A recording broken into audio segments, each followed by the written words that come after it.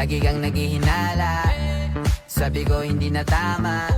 Yun pala ikaw yung may ginagawa. Kala mo hindi ko malalaman, ang sikreto lalabas pagkatagalan.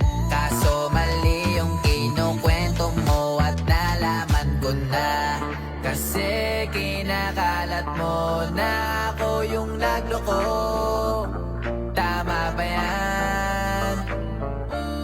Eh kaso lang ngayon malalaman na yung totoo. Patay ka dyan, nagloko ka rin naman.